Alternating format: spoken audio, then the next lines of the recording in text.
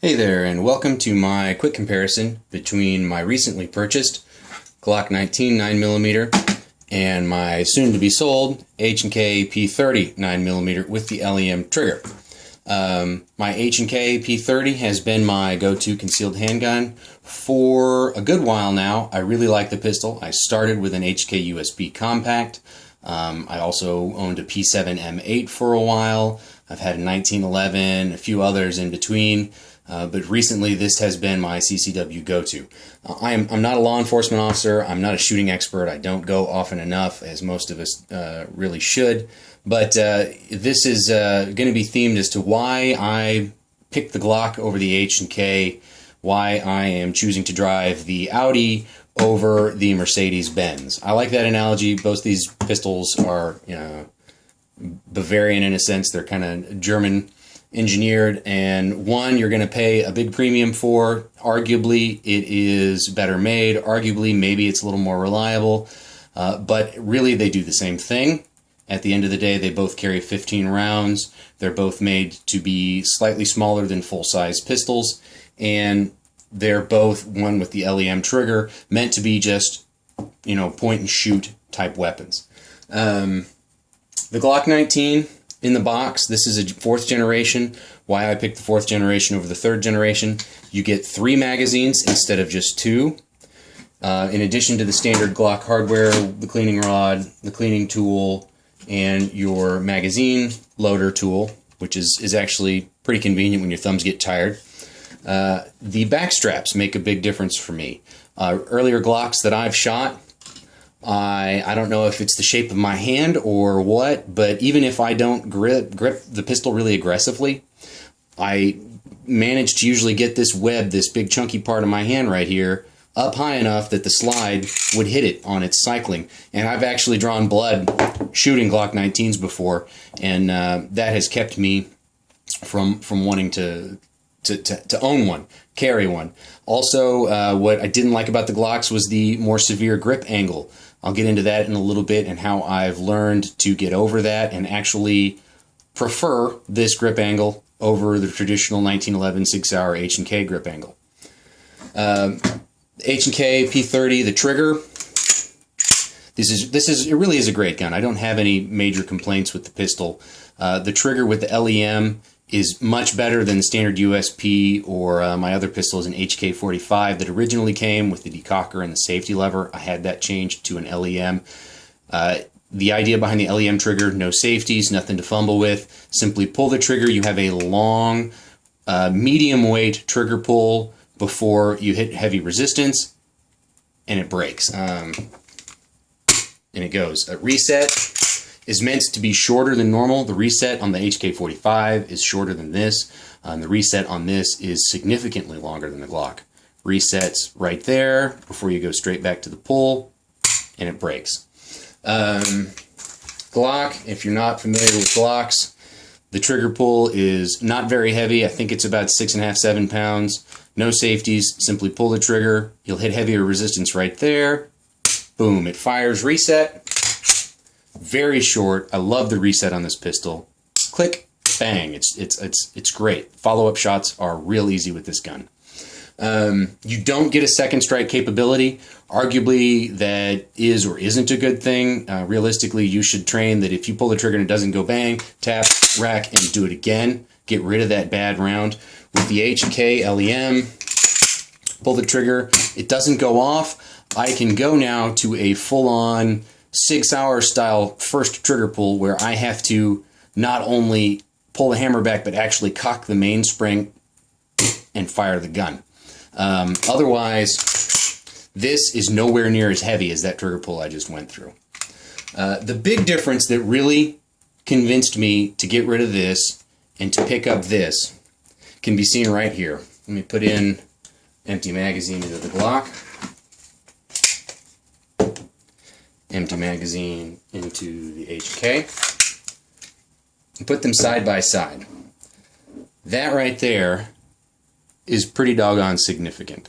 Both of these are 15 round magazines. Neither of them, the HK for this extra 1/2 inch to 3/4 inch of difference, is not a larger capacity magazine. The big difference is in the height of these slides, the height of the mechanism that actually works the innards of the pistol.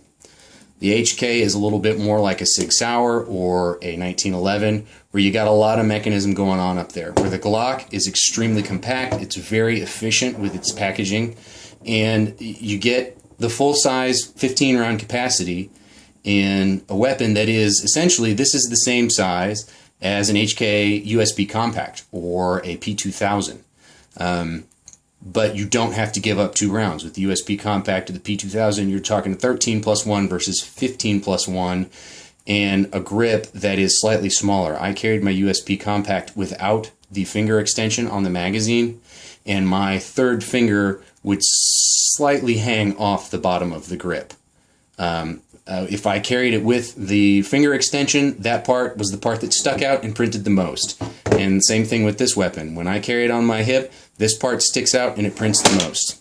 I am broad enough in the shoulders that I can hide a double stack pistol inside the waistband without any troubles, but I'm thin enough that front to back, this is the real make or break when it comes to concealability for me. A lot of people, I think, if you're thin, that's going to be a big thing to really consider. You may be able to with bulky clothing. I know I certainly can with a vest or a jacket. I can hide this no problem. But in Houston, it's hot for probably 8 months out of the year. Right now, obviously, we're all freezing ourselves, but with these polar vortices flowing through. But this part, when it's hot and I'm wearing a t-shirt and shorts, is the hardest part to conceal. If I wear a t-shirt that fits me properly and isn't baggy and saggy, this is going to stick out. This will occasionally stick out, absolutely. It's not invisible, but it sticks out a whole lot less. Now, originally, I was an HK snob. I did not like Glocks. I didn't want to like Glocks. And here's why. I didn't like, well, one I already went over. I didn't like the low profile in the sense that the slide would bite my hand. But with the 4th generation, I get this exchangeable backstrap. The 4th generation with no backstrap is actually a little thinner front to back than a 3rd generation. Keep that in mind if the 3rd generation feels big in your hand. The medium backstrap is the same depth as the 3rd generation, and the large backstrap is actually thicker. So if you've got gorilla somewhere in your DNA and you've got hands that are just redonkulously huge, you can use the large backstrap. But with the spare backstraps, the medium and the large have a beaver tail, which to me is perfect because it, maybe the thin would feel a little bit better in my hand, but there's no backstrap. I can deal with the medium because I get not backstrap, beaver tail. This beaver tail is just enough to keep my meaty hands from getting in the way of that slide. 2, why I didn't like Glocks over the H&K and the 1911s and the Sig Sauers was this grip angle. I grew up shooting Sig Sauers. My dad always had a 220 and a 226. When we shot, that's what we shot. The H&Ks, everything is in your hand virtually the same. The grip is much better in the H&K. I will give HK fantastic kudos for this modular grip design where you've got not just the backstrap that changes to make it deeper, but these panels on the side that can make it thicker, and it's already pretty ergonomically shaped. You will not find a pistol, maybe you will, I don't know, but off the shelf, it's going to be hard to find a pistol that gives you a more complete purchase where more square footage of your hand is touching the gun than any other. This is a very ergonomical, wonderful pistol to shoot. I do love it. But, going back to what I originally started before I got sidetracked. Raising this up, looking down the bore, looking down your sights, it's similar, very similar to a 1911, very similar to a Sig Sauer. The profile's the same, the grip angle's the same, and if that's what you're used to, that's what you'll like. The first time you grab a Glock and you raise it up, you're going to feel like you're looking at the top of the slide. Instead of raising it up and instantly seeing your sights the way you want to see them, you're going to see this. You're going to be like, why am I pointing the pistol at the sky? I don't want to shoot the target holder, I want to shoot the target. Well, how I found is the best way to get over that, and for me, it's actually, with practice, gotten a little bit quicker to get on target from the low ready or from the holster, is to properly index my finger at all times before I shoot. Now, obviously, you want to do that anyways, just for pure safety. But if you think of it this way, it can actually be faster, I think. It's because if I index up here, I'm actually off axis with the bore, but with the Glock, the way they're made, with the trigger being a little bit lower, if you index your finger, you are in perfect line with the bore. So when you go to point your target, just point at your target. Literally, just, there's my target. I want to shoot that bullseye.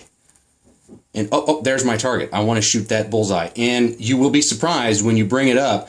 Don't think about looking for your sights. Don't think about trying to get the sight picture. Just think about, there's my target. That's what I want to shoot. And you will find that your sights are pretty doggone close, if not already lined up. At which point, drop your finger to the trigger and pull the trigger. And that works. That works. Now, in combination with the lower bore height and the more severe grip angle, where your hand is sort of leaned in to the pistol a little bit more instead of being more like this, follow-up shots are faster. Your second, third, fourth, and fifth rounds, the pistol will not, I mean, it's going to recoil the same amount shooting the same bullet. The pistol's weigh virtually the same. The Glock is a little bit lighter. Unless something else changes, you know, physics being what it is, you're going to feel the same amount of recoil. The same amount of recoil will be present. But the fact that you're leaned into it a little bit more, the fact that the bore is closer down into your hand, the pistol moves around less on the follow-up shots. And for me, I don't, like I said, I don't shoot super often. For me, my groupings on quick shots are smaller and smaller and smaller with the Glock than they ever were with the HK.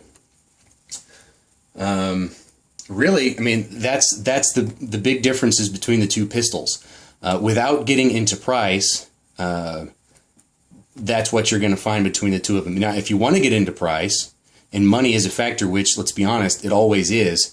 I picked up this guy at the local gun store, you know, not even really deal hunting, searching around. I probably could have got it a little bit cheaper if I'd gone to Gun Broker, but then I would have had to pay FFL fees and whatnot. I got this for less than $520. $520 gets you the changeable back straps, gets you 3 magazines, the case, the instructions, the cleaning kit, the warranty, everything you'd really want. This guy, I don't remember what I paid for it. I've had it for a few years now. You only get 2 magazines. You do get the changeable grip. You get HK's famous build construction and quality, and it is good. It's really good. You won't find any machine marks inside the slide. Everything's beautiful. Everything's smooth. The finish is great. The polymer looks great. It feels great. The finish is good. The trigger, arguably from the factory, for what you're paying, it should be better. But it's a great pistol. But it's going to cost a whole lot more. This guy used, I fully anticipate being able to sell this between $800 and $900 without night sights, nothing crazy, LEM trigger, 2 magazines in the box. Nothing special for probably close to $900. And now used, that's the used price. New, it's going to cost even more if you can find them. The LEMs are hard to find new. And that the thing with the P30 versus like the HK45. HK45 USPs that have the side lever, you can swap them to the LEM, no problem. If you've got a standard P30 that is not an LEM from the factory and it's got the little decocker on the back, you can't switch it to an LEM without a big gaping hole right here in the back of your slide. So a factory LEM is hard to find. You're going to pay a lot of money for it, probably close to twice what you'll pay for this.